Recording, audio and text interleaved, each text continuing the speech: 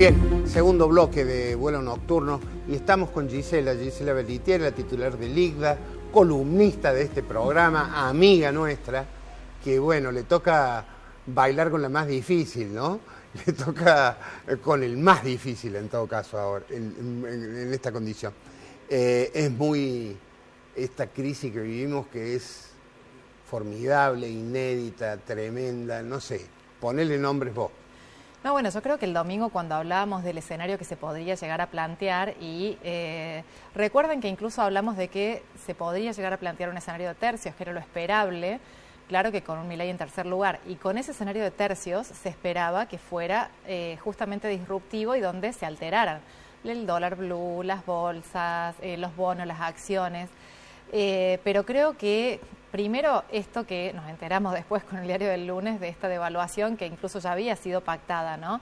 Cuando veíamos, o en realidad cuando el MAS había dicho el día jueves que se habían tomado todas las medidas necesarias para contener la disrupción, nunca nos imaginábamos que podía llegar a ser una devaluación, que era lo que tanto había buscado el gobierno evitar por los altos costos sociales que tiene y por lo que implica, ¿no? Y una devaluación de un 22%, todavía estamos viendo o tratando de calcular o de mensurar cuál va a ser el impacto final sobre todo sobre la inflación, ¿no? Pero porque el problema, me parece, Gisela, es que el gobierno lo hace sin plan a esto. Es decir, lo toma como medida espasmódica y por lo tanto provoca... Es decir, el gobierno no recuerda cuando devaluó con Kicillof como ministro de Economía el 14% y Fábrega lo que pasó, y ahora está devaluando con condiciones políticas peores que en aquel momento y a un costo mayor, ¿no?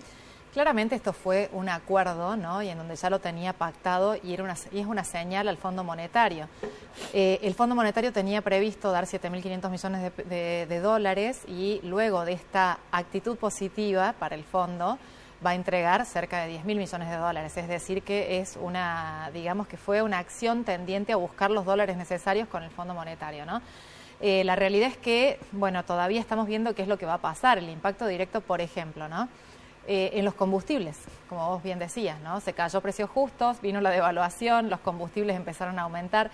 Son precios en la base de la formación de la cadena de precios. Eso luego se va trasladando en todos los precios posteriores. Luego, por ejemplo, las tarifas. Realmente una estructura dolarizada de las tarifas hace que las compañías a las cuales se le había sacado el subsidio, dos opciones, o eso se vuelve a trasladar a los consumidores con mayores costos, porque en realidad las empresas de servicios públicos van a buscar su rentabilidad, o el gobierno vuelve a subsidiar para no trasladar ese costo también. No sabemos qué va a pasar allí. Con un hipotético triunfo de Milei, ¿cómo sería el clima de negocios? ¿Cómo está el empresariado con estos eventuales cambios? ¿Cuál es la percepción? Allí hay mucha incertidumbre, ¿no? Justamente hoy hablaba con un empresario vinculado a la construcción, donde en realidad en estos días... Sector clave en la economía argentina. Sector clave de la economía, donde en estos días incluso me mostraba cómo los proveedores de repente le cancelaron todos los precios y que me decía, mira, ante estos escenarios, yo soy un empresario pyme. Yo no manejo para nada la política macroeconómica y mucho menos soy un empresario poderoso. Pero yo no sé con qué precio me van a venir y yo ya estoy vendiendo a octubre. Le meto a todo un 40% de aumento, porque si no, no sobrevivo, me dice. Un empresario pyme que ninguna influencia tiene en esto y que menos tiene información y decisiones, 40% a todo. Esto es, digamos, lo que se vive en la calle, ¿no? Y una de las cuestiones que yo le decía, bueno, me interesa ver qué es lo que se opina desde ese lado, porque desde el lado del consumidor justamente dicen, pero si todavía no tuviste que reponer, ¿por qué me aumentas el precio a mí, no? Creo que, bueno, todo esto causa, o esta rotura, digamos, en los precios relativos, es lo que está produciendo hoy esto de que nadie sabe qué precio poner, cómo se va a trasladar, y donde ya hay proyecciones privadas de las consultoras que están estimando una inflación hacia fin de año de un 200%, ¿no? Acompañado por un incremento de la pobreza, ¿no? Sin lugar a dudas. Claro, somos el 22% más pobre en el mejor de los casos desde el lunes pasado, ¿no? Exactamente, el ritmo de devaluación, digamos que es la devaluación de los dólares que uno tiene, es lo que dijiste vos, Mario, al inicio del programa, ¿no? Que tiene que ver con cuánto nos empobrecimos en este tiempo, pero si a eso le sumamos el aumento del nivel de precios, la canasta básica alimentaria se va a ir por las nubes, con lo cual muchas más personas van a quedar por debajo de la línea de pobreza. La realidad es que, bueno, un plan como el de Milei también hay que ver qué es lo que promueve o qué es lo que se propone, ¿no? Y bueno, y con el miedo, en definitiva, que tiene todo el mundo de qué puede llegar a pasar, ¿no? Pero bueno, acá uno tiene la esperanza de que, Bolsonaro, Trump prometieron construir un muro entre México y Estados Unidos y no lo hizo, y un Bolsonaro que también iba a privatizar todas las empresas públicas y finalmente no lo hizo, ¿no? Entonces, y permanecieron solo 4 años en el poder, ¿no? Y permanecieron 4 años. Un periodo, y después la gente no les renovó la confianza. Claro, el problema es que nosotros arrancamos de un piso muy bajo. De un piso muy bajo. Es el drama. Muy bajo. Es decir, sí, claro. Porque si vos arrancás de un piso alto, bueno, te bancás 4 años, pero bancarte en el medio de esta terrible crisis, bancar 4 años de esto que viene, no sé.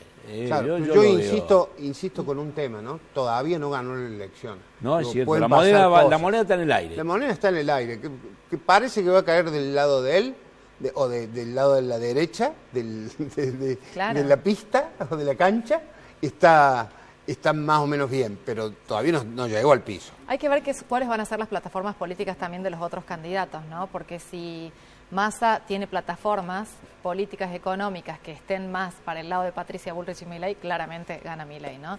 Ahora sí, Massa justamente busca captar esa parte del electorado que jamás votaría a Milei y que hoy está buscando, digamos, en ese tercio ver quién puede llegar a salir.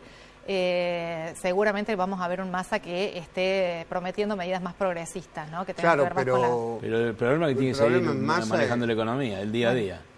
Y ese es su gran dificultad. Claro, ahí vamos a ver qué hace, ¿no? Que esa es la gran cuestión. ¿Sería mucho ruido si Massa renuncia al Ministerio de Economía?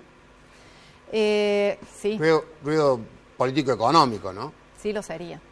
Sí lo sería, porque hoy cualquier situación, estamos tan en el piso, ¿no? Y con una situación de tanta vulnerabilidad, dólar 7.80, un dólar blue que no para. Siempre decimos, un mercado muy pequeño, que se puede influir muy fácilmente a la alza, pero también muy fácilmente a la baja, y sin embargo estamos viendo que cada vez sube más, ¿no? Entonces, ¿por qué cada vez sube más? Cuando uno diría que 7.80 es un hermoso precio para vender, ¿no? Exactamente. Pero, de hecho, claro, haciendo los cálculos, ¿no? Y tomando en cuenta el tipo de cambio real multilateral, ¿no? Que es el tipo de cambio con el cual, canasta de monedas, con el cual se compara si un país está más competitivo o no. Lo que se observa hoy es que el tipo de cambio real multilateral ahora ha recuperado un poco de competitividad. Si tomamos en cuenta en el 2009 la época de los superávit gemelos, digamos, de la época donde teníamos superávit en la cuenta comercial y superávit también en el déficit, en el superávit fiscal, el dólar, si eso lo trasladamos al día de hoy, debería estar en el orden de los 460 pesos, ¿no? 460 Con lo cual, a 350 todavía está atrasado, pero 780 no es un dólar real, ¿no? No es un dólar real tampoco. Exacto. ¿Puede bajar el dólar? Puede, digamos, me estoy planteando la hipótesis de la llegada de los fondos. Está bien que dicen que es un asiento contable y demás, pero hay autorización para que intervenga en el mercado. ¿Puede aminorarse, disminuir el precio? Bueno, hay que ver cómo empieza a influir justamente la llegada de los dólares, cómo influye también el gobierno, ¿no? En las medidas que se tomen también y en qué es lo que hagan también con este mercado tan pequeño del dólar blue. Sé que entre ayer y anteayer han tomado nuevas medidas con respecto a los mercados financieros para que los dólares no se disparen y para que tampoco tengan que dilapidar dólares de las reservas del Banco Central, ¿no? Aún así, el dólar blue, que influye muchísimo en las expectativas, no estamos viendo que tomen acciones para poder influir en ese mercado, ¿no? Llámese manos amigas, llámese allanamientos de la FIP, lo que sea, pero en definitiva vemos que como si no les importara, ¿no? Eso que vos decís que no les importa. Yo recuerdo una promesa de Alberto Fernández como candidato. Vamos a eliminar el problema de las LELIC para solucionar el conflicto de los jubilados. No solamente no lo eliminó, sino que la bola se hizo más grande. Y si uno hoy mira la tasa efectiva, la anual, estamos en el 200%. Digo, es la invitación a la timba esto. Hoy sí.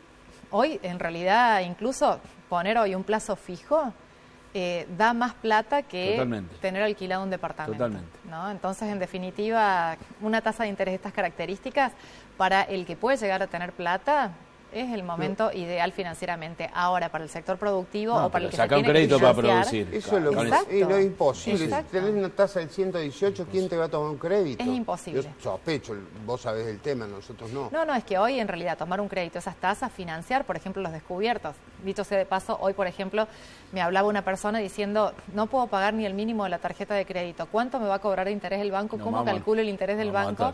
Y en realidad, con tasas superiores al 200%, es imposible. Es imposible. Por eso la recomendación es que la tarjeta, usarla lo menos posible y lo que tengas que pagar, pagarla toda, ¿no? Porque si no, después... Sí, pero el problema es que ya se ha usado para financiar gasto corriente porque ya no alcanza lo otro, no alcanza la Ese plata. es el tema, que se está viendo esta tendencia, ¿no? De que en realidad con la tarjeta de crédito se financia porque cada vez alcanza para menos, ¿no? ¿Cómo imaginás ahora, ya el 23 de octubre, si no ganara Milei, ¿habría más tranquilidad en la macro? ¿Qué es lo que...? Yo sé que es contrafáctico, sí, que es... Analizándolo, ¿no? ¿Cuáles son las cuestiones las dos cuestiones que se ven o que se observan y que causan muchísima incertidumbre? Primero, la posibilidad de Milei de conformar gobierno, ¿no? Claro está, y en realidad en el gobierno del PRO una de las grandes cuestiones que ellos mismos hacen autocrítica tiene que ver con esta dificultad de haber podido conformar gobierno cuando tuvieron el gobierno en sus manos, ¿no? En el caso de Milei hay muchas dudas con respecto a los 10.000 funcionarios públicos que se necesitan a lo largo y ancho del país para poder cumplir justamente con esa conformación de gobierno. Y la otra cuestión es de dónde va a sacar los 360.000 millones de dólares que se necesitan para poder dolarizar una economía, claro, si es que cumple con esa promesa de dolarización. Estas dos grandes cuestiones son las que está causando esta incertidumbre. Gisela, ha sido un placer tenerte y escucharte, por supuesto, con mucha atención. No, muchas gracias. Muchas gracias de nuevo. Nos vamos a una breve pausa, ya volvemos.